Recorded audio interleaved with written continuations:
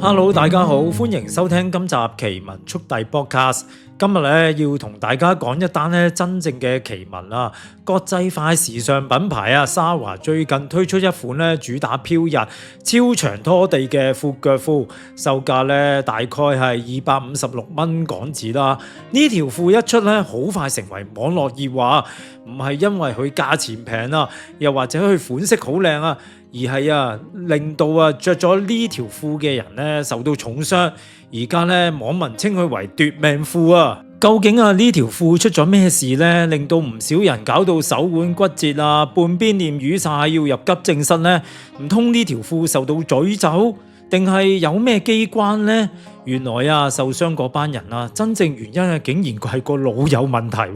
即係弱智咁解。今集咧，我為大家慢慢講解下呢一次荒謬鬧劇嘅背後發現原來而家社會已經誕生咗一班冇腦巨嬰。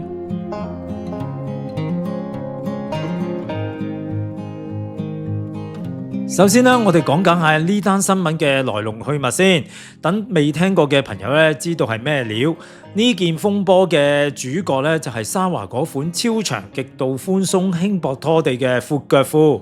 呢類褲嘅特點係咩嘢？就係布料極之輕薄，垂墮嘅感十足，而且剪裁特登做到拖地嘅效果，行起路上嚟好飄逸嘅感覺，好有仙氣，好有鬆弛感嘅。喺歐美同亞洲嘅小紅書TikTok 上邊紅到發紫，好多嘅時尚博主都爭住買嚟打卡。但問題就嚟啦，靚係靚但係因為條褲真係太長太闊啦，好多人買咗翻嚟着住出街，結果喺平地行下，又或者行樓梯、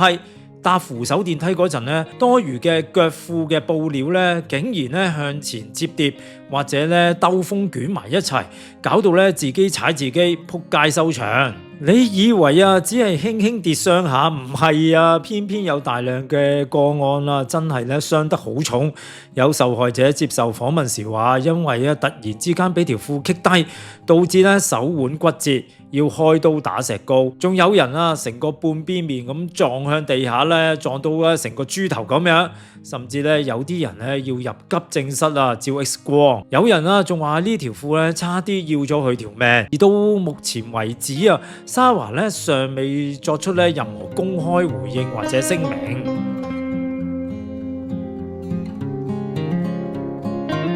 我覺得呢件事之所以令我覺得荒謬嘅話係因為呢條褲買之前你已經知道係咁長噶啦嘛，相信未出街之前已經着過上身啦。一條咁長咁闊嘅褲着咗上去都應該知道行走係唔方便啦，呢個係普通常識嚟嘅。正如你着一對幾寸高嘅高踭鞋出街你都會好小心咁行路噶嘛，盡量唔會俾自己拗柴啦。好啦，萬一因為着咗呢對高踭鞋而跌親正常人嘅邏輯係咩只會怪自己唔小心，或者提醒自己下次慢慢行。但係買咗呢條奪命褲嘅人就唔係咁諗啦，佢哋竟然理直氣壯咁樣走去媒體申訴，哭訴自己點解會受傷，仲將所有責任全部推落去品牌呢一度，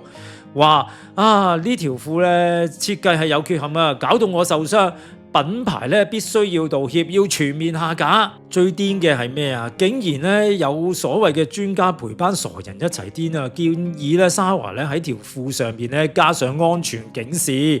自己貪靚，明知條褲咁長都要着住出街，行路又唔睇路，又唔識抽起少少或者去改短佢。好啦，最終出咗事唔去檢討自己嘅危機意識反而要求全世界去就你嘅唔小心。咁照呢個邏輯，係咪所有高踭鞋嘅鞋底都要印住警告？着呢個鞋行斜路可能會受傷，後果自負。係咪每把菜刀都要貼住警告？刀鋒鋒利，用嚟切菜要小心切到手指會流血係咪所有熱咖啡都要寫住警告？入邊係熱嘅，飲落肚可能會辣傷㗎？如果呢啲連小學雞都識嘅基本常識物理常規都要靠商戶出警告牌去保護咁呢個世界真係退化得無可再退啊！呢啲唔係叫保障消費者權益呢啲叫智障化。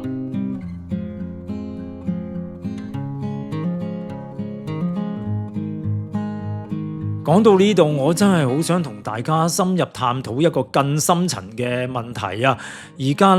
成日話資訊爆炸，人人都有智能手提電話，上網揾資料咩都有得睇，大學學位又普及，周街都係大學生、碩士、博士。照計人類嘅整體智慧同埋理性應該要去到歷史嘅最高峰㗎嘛。但大家有冇發覺點解現實嘅情況係我哋見到嘅 common sense 反而越嚟越貧乏呢？甚至去到一種匪夷所思嘅地步。點解一條長褲都會搞到全球咁多人唔識去應付？點解咁簡單嘅長褲會棘低嘅物理現象班人會完全冇意識去小心去着？原因係好簡單，因為而家好多人已經習慣將自己嘅大腦外判咗出去即係上網睇到其他人着得靚，打卡好睇，淨係識得盲目去跟風，盲目去模仿，佢哋嘅腦會自動波咁熄機，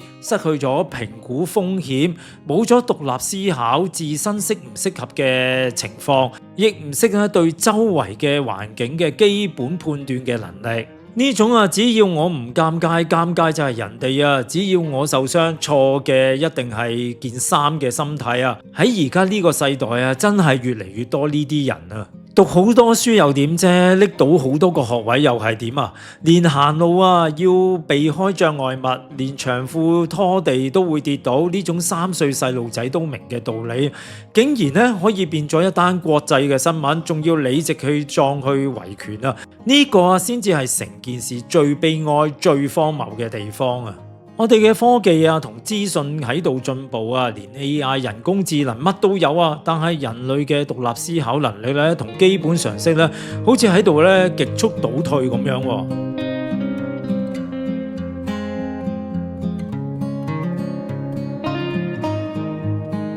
所以各位觀眾，今日借呢單沙華奪命褲嘅鬧劇其實好想同大家帶出一個核心嘅信息，亦都係我喺唔同嘅節目入邊日強調，大家千祈唔好放棄獨立思考，絕對唔好做一個思想上嘅巨嬰。買咗嘅衫唔適合可以拎翻去改，或者索性退貨，總有方法解決噶。明知前面係一個氹，踩落去一定會跌傷嘅，你都要試一腳落去，咁個腦可以掉落廁所沖咗佢噶啦。希望大家聽完今集之後個腦要記得開機啦。下次買衫買嘢或者睇到任何嘅新聞同網上嘅風向嗰陣時，大家要停一停。用自己嘅智慧去分析下，唔好人云亦云，更加唔好做嗰個